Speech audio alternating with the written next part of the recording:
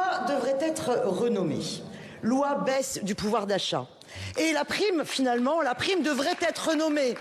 Soit la prime Macron-Le Pen, ou plutôt la prime anti-salaire. Parce que finalement, hier, des rangs de la République En Marche, LR jusqu'au Rassemblement National, vous nous avez démontré dans les débats que votre accord sur le fond est bien un accord contre la hausse des salaires. Un accord contre la hausse des salaires pour finalement vous retrouver sur ces primes exonérées de cotisations. Qu'est-ce qui monte dans le pays? Ce qui monte dans le pays, c'est l'exigence de la hausse des salaires, de la redistribution des richesses. C'est le ras-le-bol de voir les profits de quelques-uns exploser, tandis que les salaires stagnent et que tous les prix augmentent. J'étais pas plus tard que ce midi, comme Rachel Keke, au rassemblement des femmes de chambre des hôtels Campanile, 55 jours de grève, et quels étaient leurs slogans? Nous voulons des salaires et la hausse des salaires, pas celle des actionnaires. Nous voulons des salaires et pas des primes. Alors, vous prétendez répondre à ces exigences, et en fait, c'est pas faux.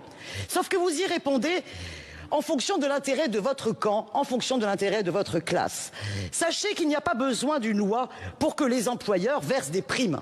Sauf qu'à travers cette loi, vous exonérez ces primes de cotisation sociale, parce que vous voulez, à travers ces primes d'exonération sociale, dissuader de la hausse des salaires, de l'aveu même d'ailleurs du patron du MEDEF.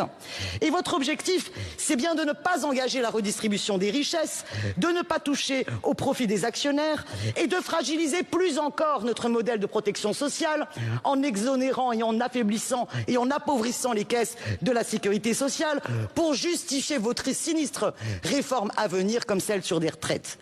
Alors hier, vous avez par ailleurs rejeté l'intégralité de nos amendements.